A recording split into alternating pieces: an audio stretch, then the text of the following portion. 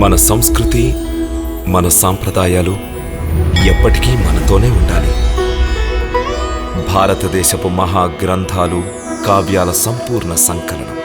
Subscribe చేయండి. Tilak. A wide range of LED lights for indoor and outdoor use. GR Lights make India bright.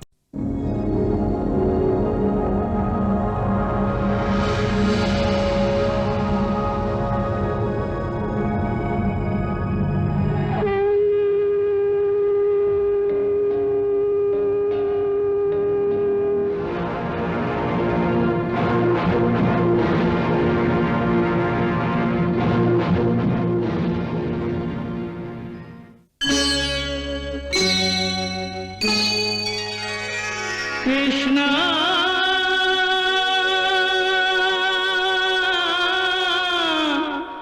Krishna,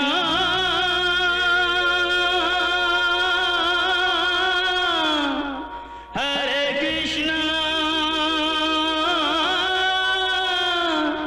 Hare Hare.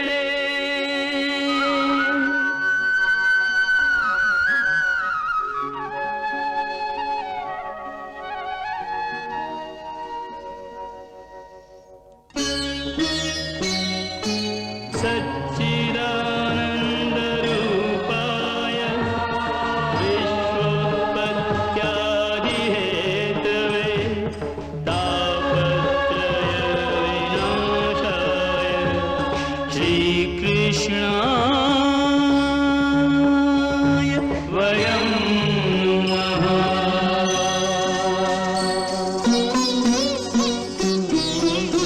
Shrikrishna Govind हरे मुरारे, हे नाथ नारायण वासुदेव. हरे कृष्ण राधे कृष्ण राधे राधे कृष्ण कृष्ण कृष्ण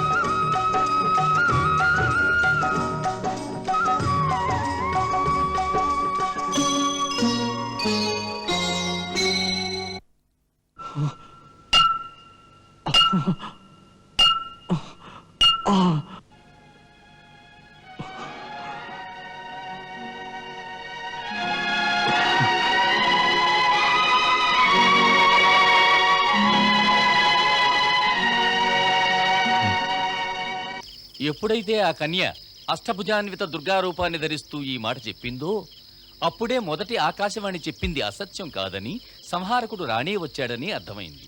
ఇందులో ఏదో నిగూఢ రహస్యం ఉంది. ఇదంతా కంసుని బుద్ధి భ్రమింపజేయడానికి సృష్టించబడింది. దానితో అతను కంపించిపోతున్నాడు. తనకు మారకుడు జన్మించి ఎక్కడున్నాడో కూడా తెలుసుకోలేకపోతున్నాడు. అందుకే అతను ఎల్లప్పుడూ భయపడుతూనే ఉంటాడు.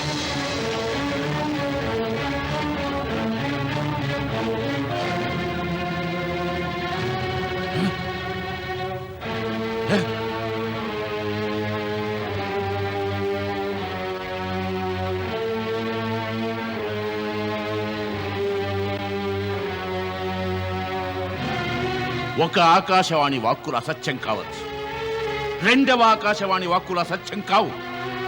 నేనే స్వయంగా ఆ బాలిక ఆకాశంలో అష్టభుజ రూపం దాల్చడం చూశాను.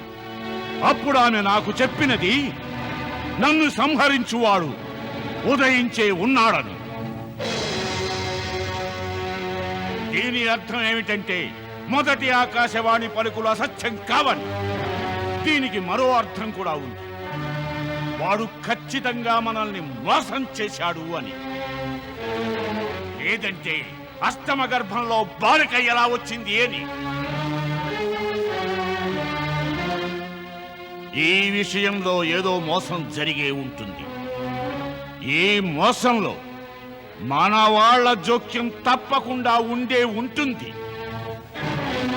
అందుకు సర్వప్రథమంగా మా ఆజ్ఞ ఏమిటంటే బాలిక జన్మించిన ఆ రాత్రి ఎవరైతే కారాగారంలో కాపలా ఉన్నారో వాళ్ళందరి కాళ్ళు చేతులు ప్రజల సమక్షంలో నిర్దాక్షిణ్యంగా నరికివేయండి.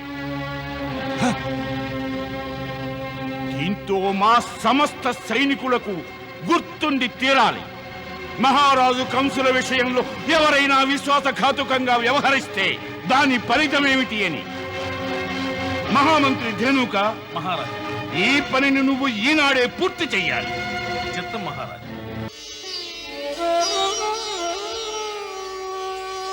యశస్వీ భవ, సౌభాగ్యవతీ భవ.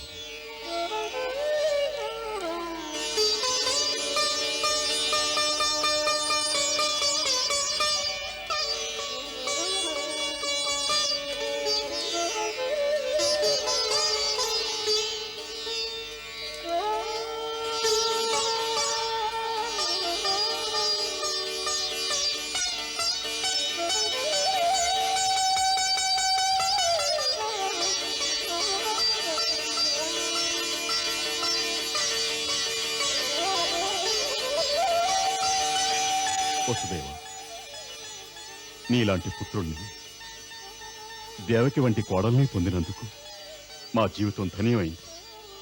మీ కారణంగా మా కీర్తి ఇనుమడించింది. ఇంత ఘోర విపత్తును ఎంతో దృఢంగానూ ఎంతో ఔన్నత్యంతోనూ నువ్వు భరించటం అభినందనీయం. నువ్వు నీ ధర్మం పట్ల దృఢంగా ఉంటూ నీ బిడ్డల్ని బలి చేసుకున్నప్పటికీ నువ్వు సత్యవాదివనే నామం సార్థకం చేసుకున్నావు. దాన్ని చూసి స్వర్గంలో ఉన్న మన పూర్వీకులు గర్వంతో తలెత్తుకు తిరుగుతారు. వత్స, మన వంశ ప్రతిష్టను ఉజ్వలం చేసి నీ పితృదేవుల రుణం తీర్చుకున్నావు.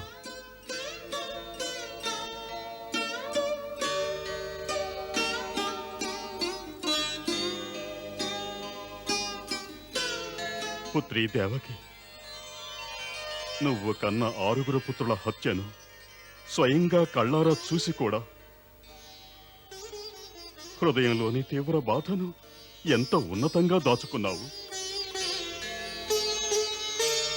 నువ్విన్ని ఇక్కట్లను సహనంతో భరిస్తూ ప్రతి మనస్సుకి కష్టం కలగనివ్వలేదు. ఆ కారణంగా నువ్వు స్త్రీ జాతికి ఆదర్శప్రాయురాలు అయ్యావు. పుత్రి, మేం మీ చెంతకు రాలేకున్నా మా హృదయం మీ చెంతనే ఉండేది. కారాగారంలో మేము మీ స్థితి తెలుసుకుని ఎంతో చింతించాం. అప్పుడు ఆ సర్వాంతర్యామని ప్రార్థించాం. ప్రభు వీళ్ళకి సహన శక్తిని ఇవ్వు అని. మీరలా ధ్యానిస్తారని నేను ముందుగానే ఊహించాను. అందుకే నేను మౌనంగా హృదయంలో తమని పూజించేదాన్ని. ఆ విధంగా వారి మనసుకు ఊరట కలిగేది. అప్పుడప్పుడు మనసులో ధైర్యాన్ని కూడగట్టుకునేదాన్ని. ఇదంతా తమ ఆశీర్వాద ఫలితమేనని కఠిన పరీక్షలన్నింటినీ ఎదుర్కొని తమ చరణాల చెంతకి మేము చేరుకోగలిగాం.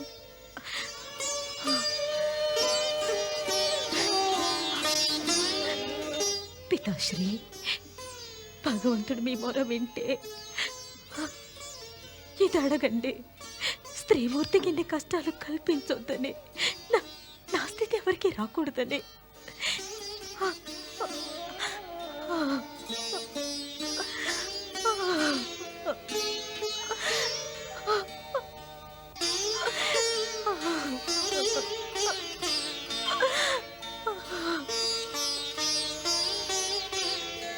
ఒక రహస్యం నాకు అర్థం కావటం లేదు. లోకరక్షకుడు ఉదయించనున్నాడని ఆకాశవాణి వచించింది. ఆయన ఉదయించగానే కంసుడు అత్యాచారాన్ని సహించే శక్తి లభిస్తుందని. మరైనా అష్టమ గర్భంలో ఎందుకు జనించలేదు? మహారాజా, ఈ సమస్య ప్రజల్లో కూడా ప్రతినిత్యం తలెత్తుతోంది. అష్టమ గర్భమునందు ఆయనతో పాటు జన్మించిన ఆ బాలిక యొక్క మహిమాన్వితమైన వచనాలు వింటూ ఉంటే ఆమె వెనుక ఏదో దైవశక్తి నిక్షిప్తంగా ఉందనిపిస్తోంది. దీనికి సమాధానం మనకు అన్యులెవరూ వివరించలేరు. ఈ రహస్యాన్ని మహర్షి గర్గులొక్కరే వివరించగలరు. ఆయన నాకు ఇదివరకు ఓ రహస్యాన్ని వివరించారు. 7వ కాన్పులో దేవకీదేవికి గర్భస్రావం జరిగిన విషయం గురించి. రహస్యమా? ఏమిటా రహస్యం? కుమార వసుదేవ తమకు కారాగారంలోనే ఈ రహస్యం అందించాల్సింది. మరి అప్పుడు మహర్షులు వారు ఈ రహస్యాన్ని చెప్పకుండా ఆపివేశారు. ఆపడానికి కారణం? తగిన సమయం ఆసన్నమైనప్పుడు స్వయంగా ఆయనే మీకు ఈ రహస్యాన్ని వివరిస్తానన్నారు. నా ఉద్దేశం ఏంటంటే ప్రాతకాలంలో మీరు ఆయన దర్శనానికి వెళితే వారు ఆ రహస్యాన్ని వివరించగలరు. ఒక్కటి మాత్రం నిజం, అది అసలు గర్భస్రావం కానే కాదు, ఒక దైవీక సంఘటన మాత్రమే.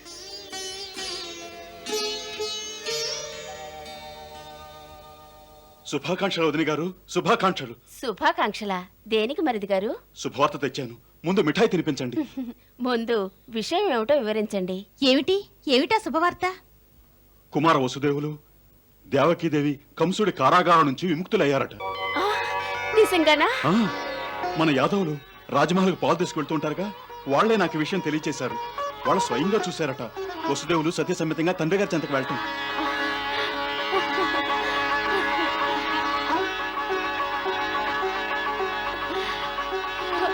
ప్రభు, నీకు శతకోటి ధన్యవాదాలు, శతకోటి ధన్యవాదాలు.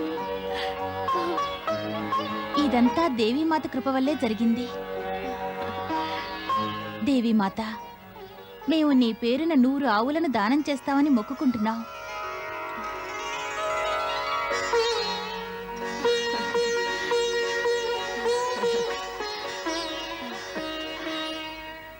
నాన్న, నీ పితృదేవులు బంధవిముక్తులైనారట.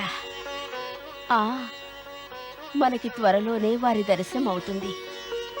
నీ పితృదేవులకు ప్రణామం చేయి.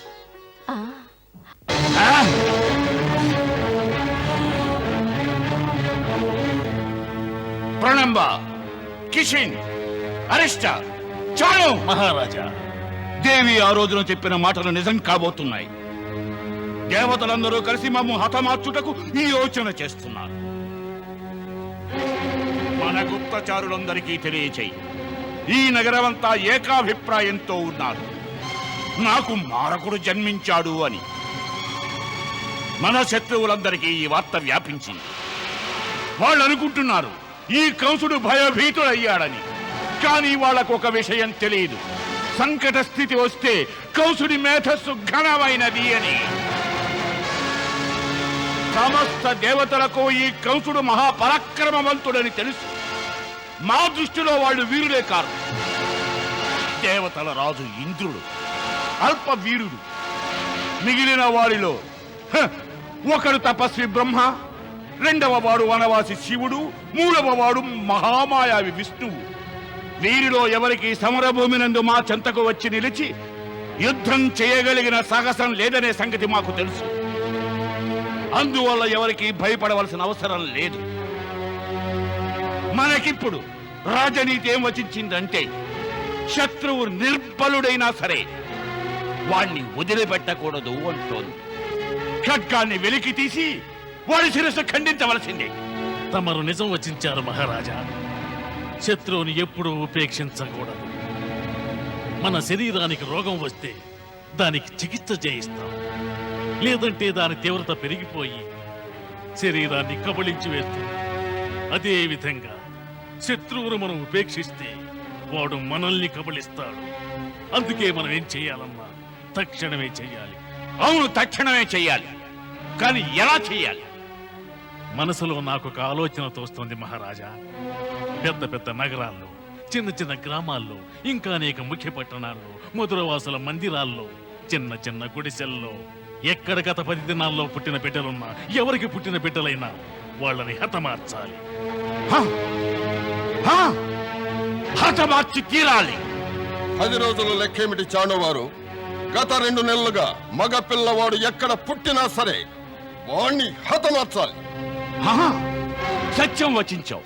విన్నావా సేనాపతి? ఇక మన రాజ్యంలో 2 నెలలలోగా జన్మించిన ఏ బాలుడు జీవించి ఉండకూడదు.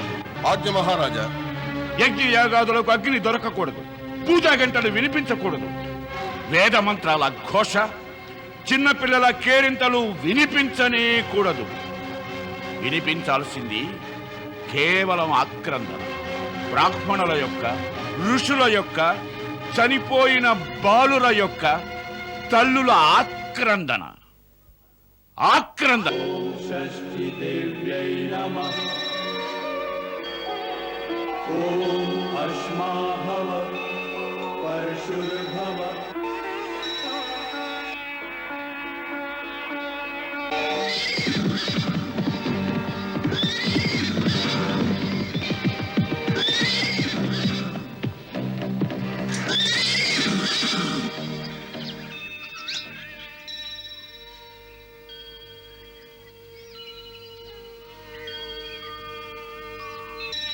గోకులంలోనే ఉంటున్నారా? ఈ మధ్య కాలంలో ఇక్కడెవరికైనా బాలకులు జన్మించారా? అవును. ఎప్పుడు? అతను పుట్టి 6 దినాలైంది. అటు చూడు, ఆలయ జయగంటలు వినిపించడం లేదు. ఈనాడు అతనికి బారసాల. ఓ, ఈనాడు వాడికి వేడుక. ఈ వేడుకే వాడి జీవితానికి అంతిమ దినం కావాలి. పదండి, వాడి అంతు చూద్దాం. ఏం వాగుతున్నావు? మీరు వినలేదా? మహారాజుల ఆజ్ఞ, ఈ రాజ్యంలో పుట్టిన ప్రతి బాలుని హత్య చేసి తీరాలి అని. ఏమన్నావు? బాలకుని హత్య చేయాలంటున్నావా? అది మా గోకుల రాజకుమారుణ్ణా. అయితే ఈ ప్రాంతం నుంచి నువ్వు సజీవంగా తిరిగి వెళ్ళాలి.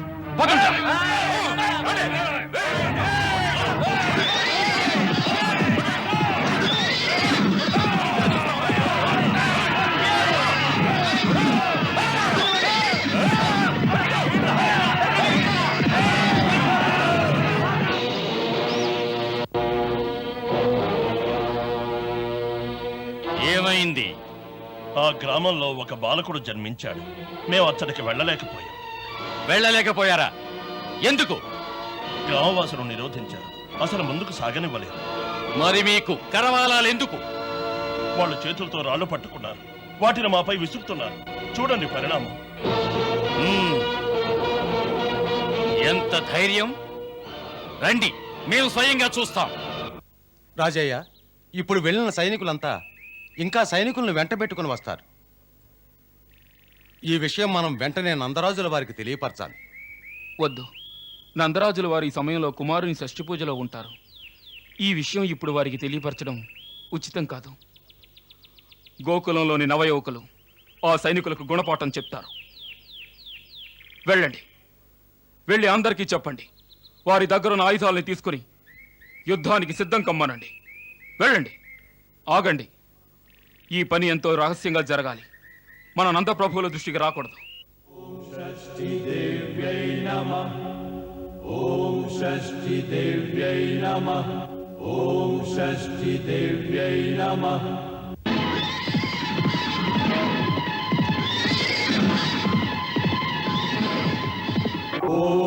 అశ్మాభవ పరశుర్భవ హిరణ్యమస్త్రుతం భవ వేదో వై పుత్ర నామాసి సజీవ శరదః శతం.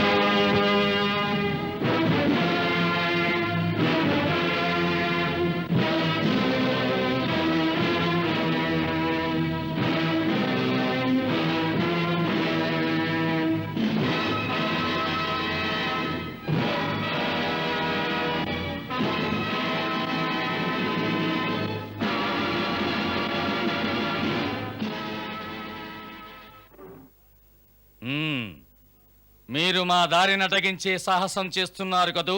అవును, ఎవరు మా యొక్క గ్రామంలో అరాచకం చేయడానికి వచ్చినా సరే వారిని అడ్డగించడం మా యొక్క ధర్మం. దీని పరిణామం మీరు అనుభవించాల్సి వస్తుంది, జాగ్రత్త. పరిణామాలకు వెనుకాడి మేము మా ధర్మం విడిచిపెట్టాం. మా పరిణామం గురించి ఆలోచించడానికి ముందు మీ పరిణామం గురించి ఆలోచించు. గోకులంలో ఏ బిడ్డకైనా నువ్వు హాని తలపెట్టాలనుకుంటే ఈనాడు నీ అంతు చూస్తాం. మీ వాచాలత్వంలో దేశద్రోహం ప్రతిధ్వనిస్తోంది. ఏ భూమి మీదైతే జన్మించామో ఆ భూమిని దుష్టుల నుంచి రక్షించాలనుకోవడం దేశద్రోహం కాదు, దేశభక్తికి నిదర్శనం. మీరు మహారాజు కంసుల వారి ఆజ్ఞను అతిక్రమించడం దేశద్రోహమే కాదు, రాజద్రోహం కూడా. మీ మహారాజులు కౌన్సిల్ వారే కావచ్చు, కానీ మా మహారాజు నందుల వారు మేము వారి యొక్క ఆజ్ఞనే పాలన చేస్తున్నాం. అదే మాకున్న రాజభక్తి. నువ్వు ఏ బాలుని హత్య చేయాలని గోకులం వరకు వచ్చావో ఆ బాలుడు నందరాజుల వారి పుత్రుడు. నువ్విక్కడికి నీ ఇష్ట ప్రకారం రాలేదు. నువ్వు ఆ కంసుని ఆజ్ఞకు అధీనుడవు. నీ పరిస్థితికి జాలిపడి నిన్ను మేము ప్రాణాలతో వదిలిపెడుతున్నాం. మీ కంసుల వారి దగ్గరికి ఈ విషయం తెలియజేయి. గోకులంలోని పౌరులు గాజులు తొడిగించుకుని కూర్చోలేదు. ఇంకెప్పుడైనా మీ సైనికులు ఈ ప్రాంతాల్లోకి వచ్చారో అందరినీ తునాతునకలు చేసి యమునలో పారేస్తాం.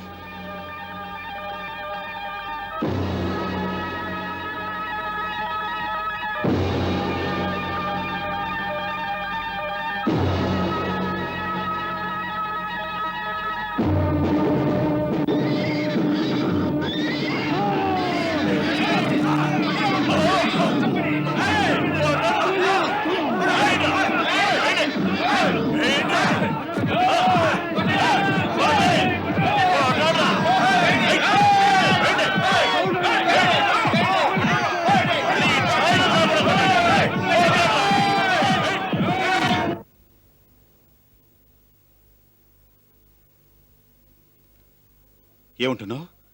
సైన్యాన్ని పంపించారా? అవును, వారికి మన బాలుడు కావాలట. ఎందుకు? వారు బాలుణ్ణి అంతం చేస్తారట. అయ్యో, ఎందుకు అలా చేయాలనుకుంటున్నారు? ఎందుకంటే వాళ్ళ రాజు ఆజ్ఞనిచ్చారట.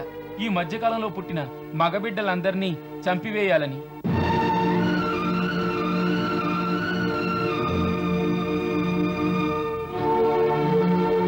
ఇది అత్యాచారం.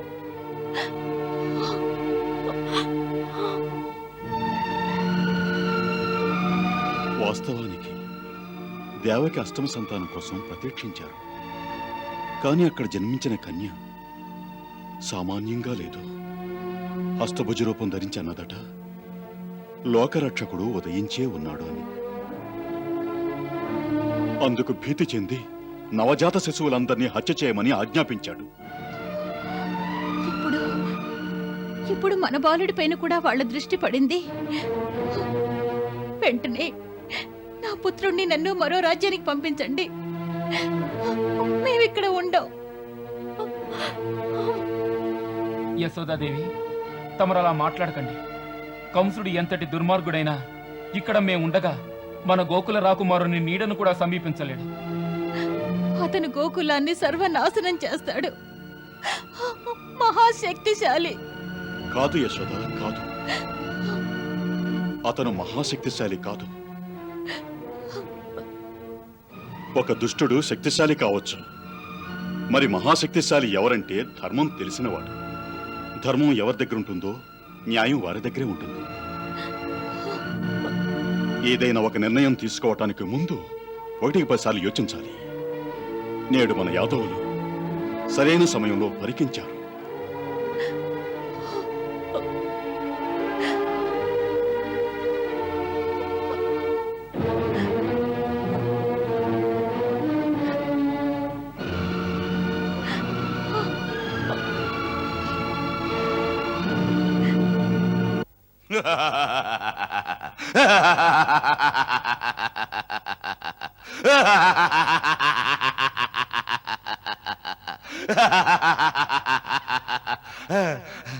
ఈ యాదవులు నాకు ద్రోహం తలపెట్టారు. నువ్వేమో చిట్టెనుకలాగా గిజగిజలాడిపోతున్నావు. నీ వీరత్వం వల్ల మహారాజు యశస్సు బాగా పెరిగిపోయింది. బాగా మేం మహాప్రసన్నులమయ్యాం. ఈ నగర వాసులకింతటి ధైర్యం ఎలా వచ్చిందో ఈ మహారాజు కంసుడికి అర్థం కాలేదు. సమూలంగా నగరాన్ని కాల్చి పారయ్యలేకపోయావా? క్షమించాలి మహారాజా, క్షమించాలి. సైన్యాధిపతి గారి ఆజ్ఞానుసారం చిన్న గ్రామాల్లోని బాలుర్ని అంతం చేశాం. పోతే మరి ప్రభు ముఖ్య ప్రాంతాల్లో అధికోత్పాతం ఎదురైంది. అక్కడ విద్రోహులు అండగా ఉన్నారు.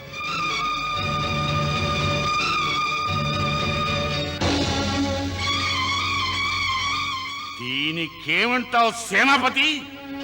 అవును మహారాజా, అది మహామంత్రి గారి ఆజ్ఞ.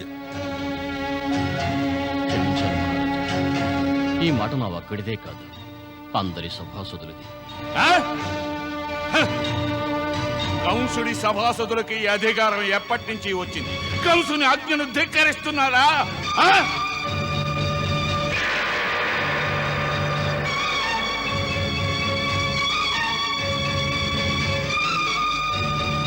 మహారాజా, తమరి ఆజ్ఞను ధిక్కరించే సాహసం ఎవ్వరికీ లేదు.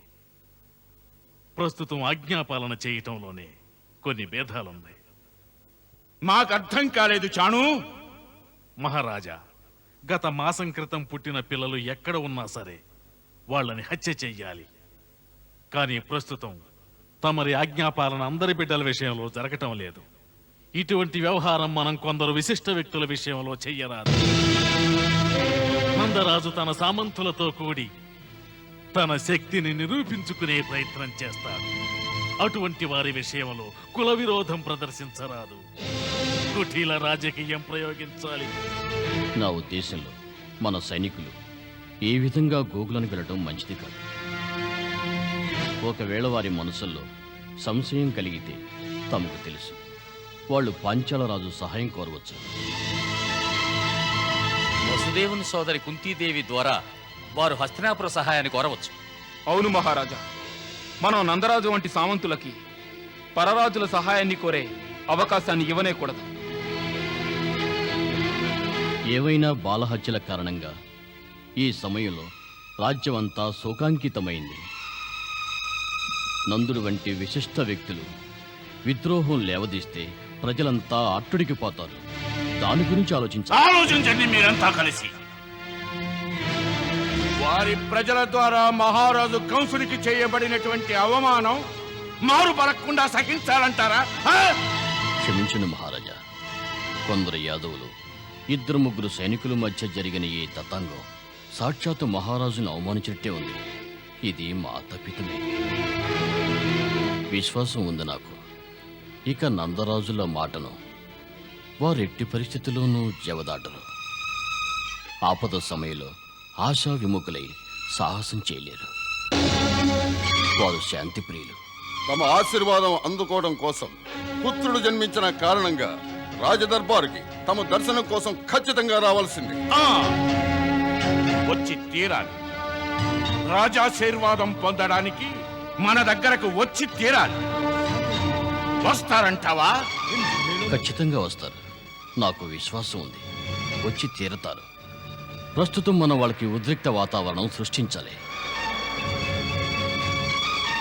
వారి మనసుల్లో ఉన్న శంకలను తొలగించాలి. మహారాజులు అర్థం చేసుకోవాలి. విశిష్ట వ్యక్తులొస్తే వారితో తమరు అతి జాగరూకులై వ్యవహరించాలి. చక్కగా నటించాలి. ఆనందభరితుల్ని చెయ్యాలి. అంతే. గోకుల వాసులందరికీ తమ శిశువుల రక్షణ విషయంలో భయం పోతుంది. దాంతో మన కార్యం ముగుస్తుంది. అదెలా? మహారాజా, గోకులంలో గత కొన్ని దినాలుగా ఎంతో మంది పిల్లలు పుట్టారు. నందుని పుత్రునితో సహా వారందరినీ సంహరించేందుకు మనం మన సైనికుల్ని ప్రయోగించరాదు. మన మాయావి రాక్షసుల్ని ఒక్కొక్కరిని విడివిడిగా పంపించాలి. వారక్కడికి వెళ్ళి పిల్లల్ని ఎవరికీ సందేహం రాకుండా తమ మాయాజాలంతో సంహరిస్తారు. దీని వెనుక తమ ప్రేరణ లేదనుకుంటారు. నువ్వు సత్యం వచించావు. నువ్వు సత్యం వచించావు చాణు, నువ్వు బుద్ధిమంతుడివి. నందరాజు గారు, పెద్దవారు ఏమన్నారంటే సాధ్యమైనంత వరకు రాజుతో విరోధం పెట్టుకోకూడదని. అందుకని నేను పెద్దన్న దేవదత్తుల వారి మాటను ఆమోదిస్తున్నాను. ప్రాచీన సాంప్రదాయ ప్రకారం నందరాజుల వారి పుత్రోత్సాహ సందర్భాన ఆశీర్వాదం పొందడం కోసం మనమందరం మహారాజు కంసుల వారి వద్దకు వెళ్ళడం మంచిదని నా ఉద్దేశం. మా ఉద్దేశం కూడా అదే. ఈ బాలుడు మా బాలుడా? నా పుత్రుడు కంసుడి హస్తాల నుండి బయటపడి జీవించే ఉన్నాడా? గురుదేవా, ఈ రహస్యాన్ని వచించి నా మనసుపై అమృత జలాన్ని చిలికించారు. ఈ శుభవార్త వినగానే మా హృదయం పట్టరాని ఆనందంతో తేలి ఆడుతుంది. అక్రూరా, ఈ రహస్యం మీకు పూర్తిగా తెలిసి కూడా కారాగారంలో దీని గురించి ఎందుకు మాకు తెలియకుండా ఇలా దాచి ఉంచారు? చెప్పానుగా వసుదేవా, గురుదేవులు ఈ విషయంలో నన్ను ప్రత్యేకంగా నివారించారు. ఎందుకు గురుదేవా? తమ పుత్రుని రక్షణ కోసం. తమరు వచించే దాని అర్థం, ఈ రహస్యం పరులకు తెలిస్తే మా పుత్రుని రక్షణ సంకట స్థితిలో పడుతుందంటారా? అవును వసుదేవ. అదెలా గురుదేవా? తమరు పరమసత్యవ్రతులు. తమ పుత్రులకెన్నడూ ఘాతుకం కలుగరాదు. తమకు ఈ విషయం గనుక తెలిస్తే కంసుడు తమ పుత్రుని గురించి మిమ్మల్ని ప్రశ్నించకుండా ఉంటాడా? ప్రశ్నిస్తే తమరతనికి నిజం చెబుతారు. అందుకే మేము అక్రూరుని నిరోధించాం. ఇప్పుడది చెప్పడానికి సరి అయిన సమయం ఆసన్నమైంది. దేవి రోహిణి గురించి తమకు ఎలాంటి సంశయమూ కలుగకూడదని ఈ రహస్యాన్ని తమకిప్పుడు అవగతం చేస్తున్నాము.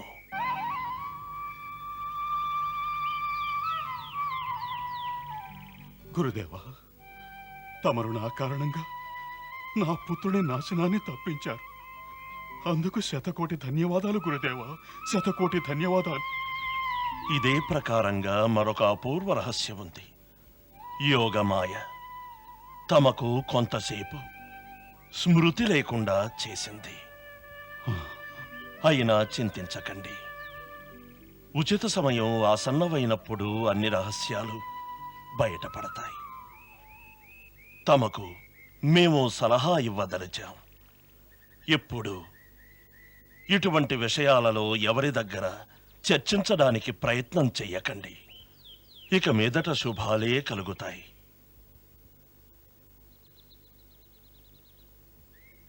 మేము వాగ్దానం చేస్తున్నాం గురుదేవా, మా ప్రాణం పోయినా సరే మా జిహ్వ నుంచి ఈ రహస్యాన్ని ఎన్నడూ బయటపెట్టాం.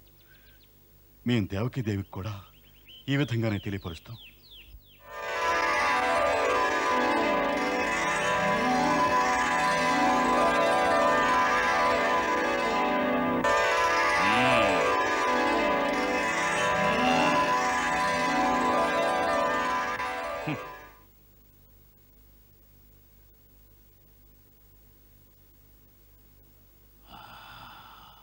సుందరం, అతి సుందరం.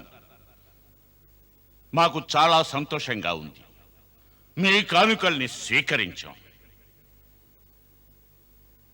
నందరాజా, తమ గృహాన పుత్రుడు జన్మించిన సమాచారం విని మా హృదయం గద్గదమైంది. నందరాజా, బాలకుడి జననం ఎప్పుడు జరిగింది? అష్టమి నాటి రాత్రి.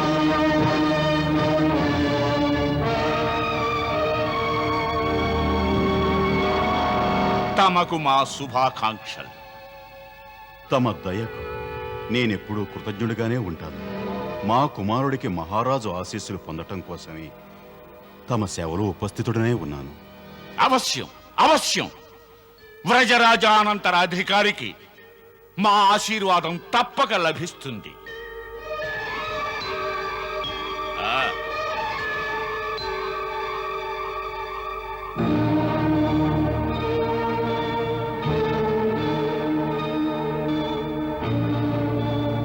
ఈ నందనందనుడికి మధురా నరేషుని ఆశీర్వాదానికి ప్రతీకగా ఈ ఆభరణాన్ని స్వీకరించండి.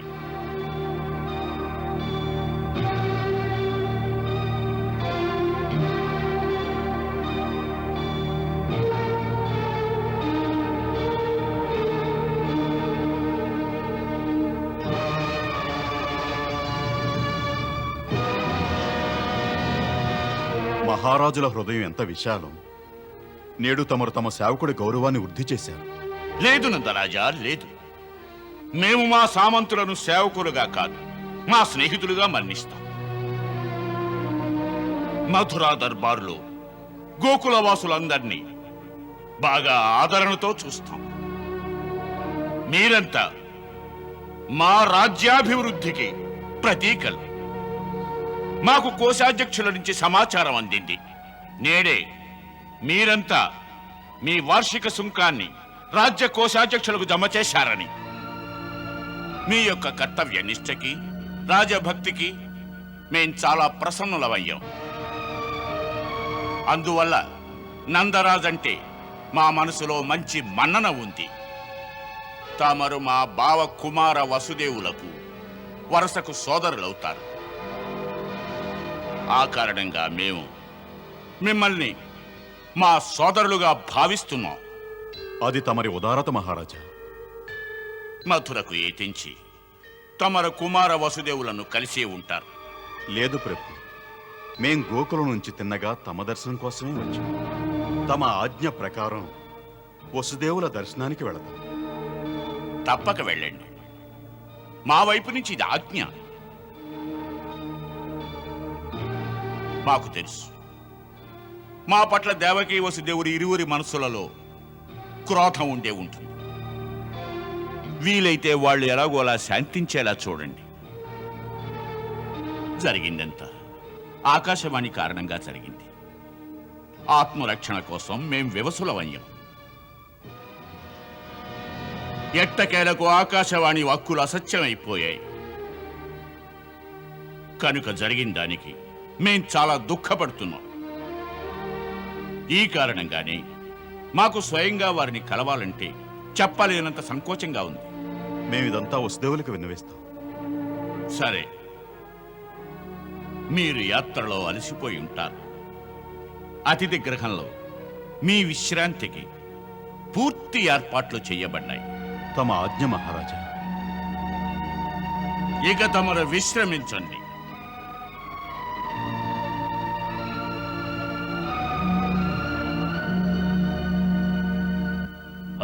మహారాజా, చక్కగా ఉంది.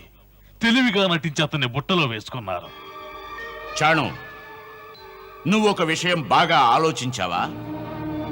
ఏ విషయం మహారాజా?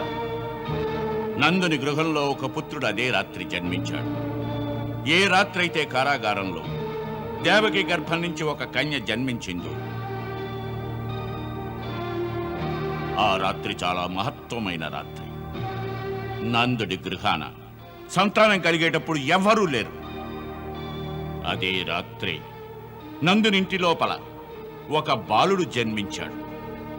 అదే రాత్రి దేవకి ఒడిలోనికి ఒక అమ్మాయి వచ్చింది. అది సామాన్యురాలు కాదు. చేతుల నుంచి విడివడి ఆ అమ్మాయి తన అసలు రూపాన్ని ధరించింది. ఏం వచించిందంటే నన్ను మట్టుబెట్టేవాడు జన్మించే ఉన్నాడని. చాణు, నాకు పూర్తి విశ్వాసం ఉంది ఆ బాలకుడే ఆ దేవకి అష్టమ గర్భాన జన్మించాడని.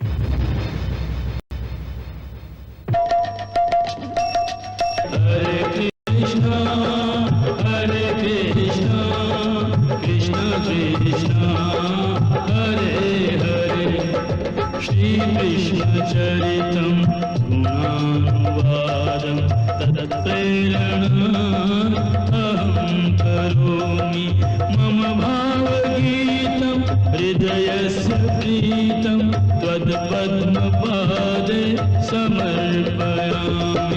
हरे राम राम राम हरे हरे, हरे कृष्ण कृष्ण कृष्ण हरे कृष्ण।